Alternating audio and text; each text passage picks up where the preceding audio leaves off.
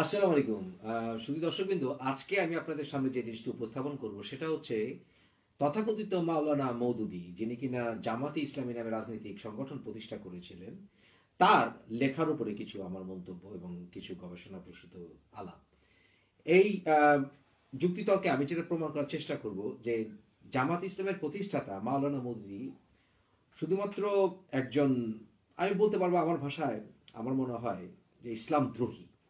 এখন এই জামাতে ইসলামের প্রতিষ্ঠাতা মাওলানা মওদুদী যে ইসলাম দ্রোহী, আপনারা আমি এখানে যা প্রকাশ করব তা থেকে নিজেরা নিজেদের বিবেক ব্যবহার করে আপনারা নিজেরা ডিসিশন নেবেন।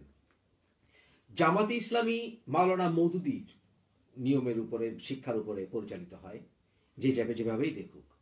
এবং সেই ক্ষেত্রে যদি আজকে আপনাদের সামনে যেটা উপস্থাপন করবো, আপনারা নিজেরা দরকার হলে এগুলো ক্রস এক্সামিন করে আপনি নিজেরাও দেখতে পারেন সত্যতা আছে কিনা। তারপরেও যদি কেউ জামাত ইসলাম করেন, অথবা তারপরেও যদি মওদুদীকে নিষ্পাপ মনে করেন এবং মওদুদীকে যারা অনুসরণ করেন তারাও তাদেরকে অনুসরণ করেন, তাহলে আপনাদের ইমানের কি অবস্থা হবে সেটা আল্লাহ রাব্বুল আলামিন জানেন। তবে আমার মনে হয় আপনারা গুনাহ করবেন। চলুন শুরু করা যাক। আল্লাহ রাব্বুল আলামিনের কোরআনকেও এই লোক ক্রিটিসাইজ করতে ছাড়েনি। এই লোক রাসূলুল্লাহ সাল্লাল্লাহু আলাইহি সাল্লাম সহ সকল নবী পয়গম্বরদেরকে সমালোচনা করেছেন। আস্তাগফিরুল্লাহ, নাউযুবিল্লাহ। এই লোক সাহাবা কেরামদের পর্যন্ত উনি সমালোচনা করেছেন। আস্তাগফিরুল্লাহ। আর ইসলামের সম্পর্কে তার ধারণা সম্পূর্ণ বানোয়াট, ভিত্তিহীন, মন গড়া, এবং আপনারা যারা সাধারণ মানুষ তাদেরকে খুব সূক্ষ্মভাবে এই তার লেখা মিসগাইড করে। যারা শিবির করেন অথবা অনেকেই জামাত পর্যন্ত করেন, তারা অনেকেই মাওলানা মওদুদীর লেখাগুলি ভালো করে পড়েন না। আর যদি পড়েন তাহলে বোঝেন না, আর যদি বোঝেন তাহলে সেটা বিপক্ষে মন গড়া যুক্তি দাঁড় করে নিজের মনকে সান্ত্বনা দেন। কারণ বহু বছর শিবির করেছেন, বহু বছর জামাত করেছেন, এখন এর থেকে বের হতে পারছেন না। কারণ এটা এমন একটি মাফিয়া অর্গানাইজেশন যা কিনা আপনাকে ঢোকার সাথে সাথে আপনাকে অন্য কিছু পড়তে দেয় না। এই অর্গানাইজেশন শিবির যদি ছেড়ে চলে যান তাহলে আপনাকে মনিটর করে, এবং তারপরে যখন আপনি জামাতে ঢোকেন তখন আপনাকে নানানভাবে প্রলোভিত করে, এই ব্যবসা দিবে, এই কাজ করবে, এই ব্যাংকে চাকরি দিবে, ইত্যাদি ইত্যাদি। এটা একটি মাফিয়া অর্গানাইজেশন ছাড়া কিছুই নয়। এবং এই অর্গানাইজেশনকে যারা সমালোচনা করবে, এর নেতাদেরকে যারা সমালোচনা করবে, তারা অনলাইনে বলুন, বাস্তবে বলুন, তারা তাদেরকে রক কাটবে, ধমক দেবে, অত্যাচার করবে, হ্যারাসমেন্ট করবে, এবং অনলাইনে নানানভাবে নাজেহাল করবে। ভয়ঙ্কর একটি সংগঠন। এবং তারা আবার বলে ধরে না জীবিত ধরে তাকে শিবির ছাড়ে না। এরকম ভয়ঙ্কর এই সংগঠন। ইসলামের নামে এই সংগঠন করা আসলে নিজের পাপাচারকে বৃদ্ধি করা। আমি উদাহরণ দিয়ে যাচ্ছি। মাওলানা মওদুদীর কিছু লেখা, তাফহিমাত 2য় খণ্ড 281 নম্বর পৃষ্ঠা। উনি লিখছেন, যে ক্ষেত্রে নর নারীর অবাধ মেলামেশা, সেক্ষেত্রে জেনার কারণে আল্লাহ পাকের আদেশকৃত রজম শাস্তি প্রয়োগ করা নিঃসন্দেহে জুলুম। নাউযুবিল্লাহ মিন যালিক। অর্থাৎ যেমন ধরেন ইংল্যান্ডে অবাধ মেলামেশা, এখানে ছেলে মেয়েদের, সুতরাং এইখানে কেউ জেনা করে, সেই জেনার জন্য তাকে ইসলামে যে শাস্তি নির্দেশ আছে, সেই শাস্তি দেওয়াটা হবে জুলুম, আল্লাহর আইনের বিরুদ্ধে। এই মাওলানা, তথাকথিত মাওলানার লেখা শুনুন। ফেরেশতাদের সম্পর্কে উনি কি বলেছেন? ফেরেশতা প্রায় ওই জিনিস যাকে গ্রিক, ভারত ইত্যাদি দেশের মুশরিকরা দেবী দেবতা স্থির করেছে। অর্থাৎ এখানে যারা দেবদেবী দেখেন আপনারা, তারা হয়তো বা ফেরেশতাদেরকে দেবদেবী বানিয়েছে না। লা হাওলা ওয়ালা কুওয়াতা ইল্লা বিল্লাহ। এটা সে লিখেছে, তার লেখা তাজদিদ ইয়াহিয়া দ্বীন 10 নম্বর পৃষ্ঠা। আরো শুনুন, সে আরো বলেছে যে আম্বিয়া আলাইহিসসালাম সম্পর্কে কুফরি আকীদা সে যে করে তা হলো নবীগণ মাসুম নন। মাওলানা মওদুদী দাবি করছেন যে নবীগণ মাসুম নন, প্রত্যেক নবী গুনাহ করেছেন। মাওলানা মওদুদী বলছে আমি না, প্রত্যেক নবী গুনাহ করেছেন। অর্থাৎ আমাদের প্রিয় নবী হযরত মুহাম্মদ সাল্লাল্লাহু আলাইহি সাল্লাম থেকে শুরু করে আদম আলাইহিস সালাম পর্যন্ত প্রতিটি নবী গুনাহ করেছেন। লা হাওলা ওয়ালা কুওয়াতা ইল্লা বিল্লাহ নাউযুবিল্লাহ মিন যালিক। সে এই কথা দাবি করেছে তাফহিমাত, তার যে বই, তার 2য় খণ্ড 43 নম্বর পৃষ্ঠায়। চেক করে নিন। এগুলো আপনাদেরকে পড়তে দেবে না। যখন জামাত শিবির করবেন, এগুলো আপনাদেরকে জামাতের গবেষকরা, মওদুদির গবেষকরা পড়তে দেবে না। মুসা আলাইহিস সালামের সম্পর্কে সে কি বলেছে? মুসা আলাইহিস সালাম এর উদাহরণ ওই তাড়াহুড়াকারী বিজেতার মতো, যে নিজের অধীনতাদের নির্দেশ দেয়া ছাড়াই মার্চ করতে করতে চলে যায়, আর পেছনে জংলার অগ্নির মতো বিজিত এলাকার বিদ্রোহ ছড়িয়ে যায়। নাউজুবিল্লাহ মিন যালিক। অর্থাৎ মুসা আলাইহিস সালাম যখন তার ফলোয়ারদেরকে নিয়ে নীল নদী পার হয়ে যায় তাদের জীবন বাঁচানোর ক্ষেত্রে, এই মওদুদি বলছে এটা তাড়াহুড়া করে বিজয়ের মতো, অর্থাৎ নবীর কাজকে সমালোচনা করছে। এবং সেইটা লিখেছে রেসালায়ে তারজমানুল কোরআন 29:4-5 নম্বরে প্যারাগ্রাফে। হযরত দাউদ আলাইহিস সালামকে সে ছাড়েনি। হযরত দাউদ আলাইহিস সালাম সম্পর্কে সে লেখে, হযরত দাউদ আলাইহিস সালাম তার এলাকার ইসরায়েলীদের সাধারণ রেওয়াজের বশবর্তী হয়ে উরিয়ার কাছ থেকে তালাকার আবেদন করেন। এবং এইটা সে লিখেছে তাফহিমাতের 2/42 দ্বিতীয় প্রকাশ এবং 4th খণ্ড। চেক করে নেবেন। আরো আছে, সে লিখেছে হযরত দাউদ আলাইহিস সালাম যে কাজটি করেছিলেন তাতে প্রবৃত্তির কামনার কিছু দখল ছিল।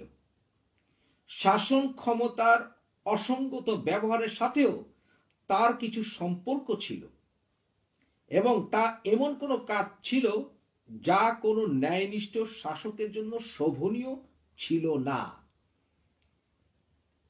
সে লিখেছে তাফহিমুল কোরআন 13/95, দেখে নেবেন, 1100 প্রকাশ। হযরত আদম আলাইহিস সালাম মানবিক দুর্বলতায় আক্রান্ত ছিলেন, এই মওদুদি লিখছেন। তিনি শয়তানি প্রলোভন হতে সৃষ্ট তরিং জজবায় আত্মভোলা হয়ে নিজ নিয়ন্ত্রণ হারিয়ে ফেলেন। ফলে আনুগত্যের উচ্চ শিখর হতে নাফরমানির অতল গহ্বরে গিয়ে পড়েন। তাফহিমুল কোরআন উর্দুর 3য় খণ্ড 123 নম্বর পৃষ্ঠা। চেক করে নেবেন। অর্থাৎ হযরত আদম আলাইহিস সালামের মানবিক দুর্বলতা ছিল।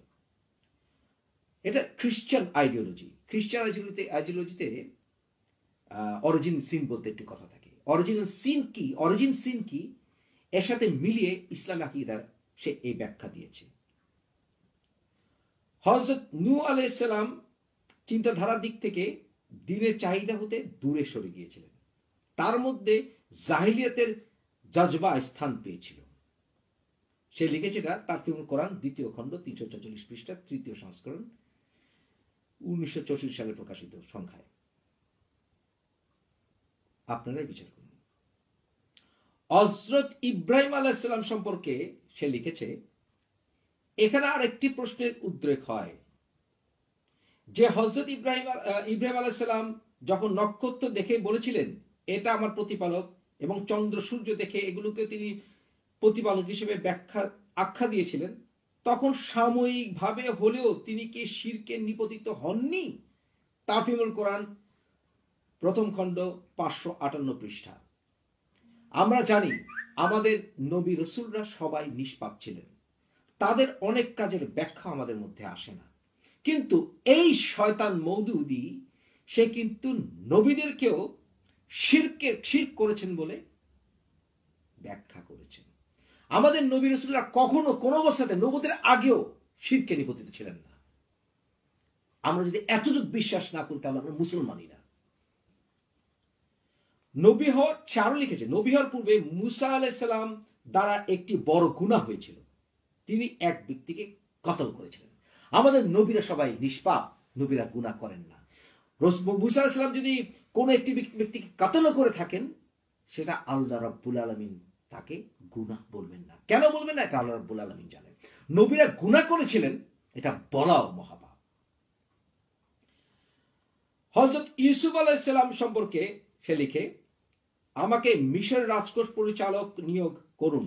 এই কথাটি বলে শুধু অর্থমন্ত্রী হওয়ার জন্যই প্রার্থনা করেননি কারো কারো ধারণা, বরং তিনি এ বলে ডিক্টেটর হয়েছিলেন। এর ফলশ্রুতিতে বর্তমানে ইতালির মুসোলিনির যে মর্যাদা, তিনি তার কাছাকাছি মর্যাদার অধিকারী হয়েছিলেন। অর্থাৎ ইউসুফ আলাইহিস সালামকে যে অত্যাচারী ইটালিয়ান ফ্যাসিস্ট যে মুসলিম ছিল তার সাথে তুলনা করেছে এই মওদুদি। এখন তাকে গালি দেওয়া কি আমাদের জরুরি নয়? তাকে গালি দিলে আমার মনে হয় গুনাহ হবে না। এবং সে এই কথাটি লিখেছে তার তাফহিমাত 2য় খণ্ড 122 নম্বর পৃষ্ঠায়, চেক করে নেবেন। আর অসংখ্য আমি আপনাদেরকে উদাহরণ দিতে পারি। আরো সে হযরত ঈসা আলাইহিস সালামের মৃত্যু সম্পর্কে আমাদের এবং খ্রিস্টানদের মৌলিক পার্থক্য হচ্ছে, হযরত ঈসা আলাইহিস সালামকে শুলে চড়িয়ে তারা হত্যা করেছিল এবং আমরা মুসলমানরা তা বিশ্বাস করি না। যারা ওই কাদিয়ান তারা মনে করে হযরত ইসলাম মারা যাননি এবং শুলে মারা যাননি। আর আমরা মনে করি যারা কাদিয়ান তারা মনে করে ঈসা ইসলাম মারা গিয়েছিলেন এবং খ্রিস্টানরা মনে করে ঈসা ইসলাম মারা গিয়েছিলেন। এবং আমরা যারা মুসলমান আমরা বিশ্বাস করি ঈসা ইসলামকে আল্লাহ উঠিয়ে নিয়েছিলেন, উনি ক্রসেও মারা যাননি। কিন্তু এই শয়তান মওদুদি কি বলে? মওদুদি বলেছিল হযরত ঈসা আলাইহিস সালাম মারা গেছেন এ কথাও বলা যাবে না, বরং বুঝতে হবে ব্যাপারটি অস্পষ্ট, অর্থাৎ মধ্যবর্তী অবস্থা, মরেছেন কি বেঁচে আছেন আমরা জানি না, অস্পষ্ট। কিভাবে সে শয়তানে ঢুকিয়ে দিয়েছে। এবং সে বলেছে তাফহিমুল কোরআনের 1ম খণ্ডের 421 নম্বর পৃষ্ঠায়, হযরত মুহাম্মদ সাল্লাল্লাহু আলাইহি ওয়াসাল্লামকে ও ছাড়েনি। সে লিখেছে হযরত মুহাম্মদ সাল্লাল্লাহু আলাইহি ওয়াসাল্লাম সম্পর্কে সে লিখেছে, আল্লাহ তাআলার নিকট কাতর কণ্ঠে এই আবেদন করুন, যে কাজের দায়িত্ব আপনাকে দেওয়া হয়েছিল তা সম্পন্ন করার ব্যাপারে আপনার দ্বারা যে ভুল ত্রুটি হয়েছে কিংবা তাতে যে অসম্পূর্ণতা রয়ে গেছে তা যেন তিনি ক্ষমা করে দেন। তাফহিমুল কোরআন 19 খণ্ড 280 নম্বর পৃষ্ঠা। রাসূলুল্লাহ সাল্লাল্লাহু আলাইহি ওয়াসাল্লাম সম্পর্কে বলছে। এরপরে এই লোকের ঈমান থাকে কিভাবে? তাকে আমরা মুসলমান বলি কিভাবে? আরো আছে সাহাবা করিম রাদিয়াল্লাহু তাআলা আনহু সম্পর্কে তার যেসব কথাবার্তা, আমাদের সাহাবারা, আল্লাহ রাব্বুল আলামিন রাসূলুল্লাহ সাল্লাল্লাহু আলাইহি ওয়াসাল্লামের যে সাহাবারা ছিলেন তাদের প্রতি আল্লাহ রাব্বুল আলামিন সন্তুষ্ট ছিলেন এবং তা সূরা তাওবার 100 নম্বর আয়াতে আমরা জানতে পারি। আমরা সাহাবা কারামরা ওনারা যে আসলে তারকা তুল্য আকাশের, তার প্রমাণ আমরা পাই রাসূলুল্লাহ সাল্লাল্লাহু আলাইহি ওয়াসাল্লামের হাদিস থেকেও। অথচ এই মওদুদি কি বলে? এই মওদুদি বলেছিল যে সাহাবা কেরাম সমালোচনার বাহিরে নন, তাদের দোষ বর্ণনা করা যায়। সাহাবাদের সম্মান করার জন্য যদি ইহা জরুরি মনে করা হয় যে কোনোভাবেই তাদের দোষ বর্ণনা করা যাবে না, তবে আমার মওদুদি দৃষ্টিতে ইহা সম্মান নয়। অর্থাৎ সাহাবাদেরকেও সমালোচনা দোষ ত্রুটি দেওয়া যাবে, অর্থাৎ তাদের দোষ ছিল। যে সাহাবাদেরকে রাসূল সাল্লাল্লাহু আলাইহি ওয়াসাল্লাম তারকার সঙ্গে তুলনা করেছেন, আল্লাহ রাব্বুল আলামিন বলছেন তাদের সাথে আল্লাহ রাব্বুল আলামিন সন্তুষ্ট, সূরা নিসা। সেই সাহাবাদের সম্পর্কে সেই কথা বলে। অথচ আমরা যদি মওদুদি এবং তার চামচাদেরকে আমরা যদি সমালোচনা করি, গোলাম আজমকে যদি সমালোচনা করি, যদি আমরা আলী হাসান মুজাহিদের মতো খুনিকে সমালোচনা করি, আমাদের উপরে হুমকি আসে, ডেথ থ্রেট আসে। তাদের বিরুদ্ধে যদি আমরা কোনো প্রমাণও দিই, তারপরেও তারা প্রমাণ শুনে না, তারা কানে হাত দেয়। তারা বলে না তাদের সঙ্গে কথা বলবেন, তারা মারা গেছে, তাদের সঙ্গে কথা বলবেন না। আমরা নাকি গীবত করি। অথচ তাদের বাবা, তাদের ধর্ম বাবা, তাদের সম্প্রদায়ের গুরু, অলমোস্ট তাদের সম্প্রদায়ের পীর মওদুদি বলেছিল তার লেখায় তাফহিমুল কোরআনের 35 সংখ্যার 327 নম্বর পৃষ্ঠায়, যে সাহাবাদেরকেও সমালোচনা করা যায়, তাদেরও দোষ ত্রুটি ছিল। আরো লিখে সাহাবাদের মধ্যে জাহিলিয়াতের বদ স্বভাবের পুনরাবৃত্তি ঘটে। তাফহিমাত 2য় খণ্ড 155 পৃষ্ঠা। শেখ হযরত উসমান রাদিয়াল্লাহু আনহু এর মাঝে স্বজন প্রীতির বদগুণ বিদ্যমান ছিল বলে সে দাবি করেছে। খেলাফত ও মুলকিয়াত পৃষ্ঠা নাম্বার 99। আরো শুনবেন, আর শোনার প্রয়োজন আছে কি? হযরত মুয়াবিয়া সম্বন্ধে রাদিয়াল্লাহু আনহু সম্বন্ধে কি বলেছিল আমি আগে পর্বে বলেছি। হযরত আলী রাদিয়াল্লাহু আনহু স্বীয় খেলাফত কালে এমন কিছু কাজ করেছেন যাকে অন্যায় বলা ছাড়া উপায় নেই। খেলাফত ও মুলকিয়াত পৃষ্ঠা 146 143 এই মওদুদি লিখেছে। এখন আপনারা এর পরেও যদি মওদুদি থেকে ধর্মগুরু মানেন, তার যারা অনুসারী জামাত ইসলামের নেতা তাদেরকে যদি নিষ্পাপ মনে করেন এবং তাদের পিছনে হাঁটেন, যদি জামাত করেন, শিবির করেন, আপনার ঈমান থাকবে কিনা নিজেকে প্রশ্ন করুন। ধন্যবাদ। আল্লাহ হাফেজ।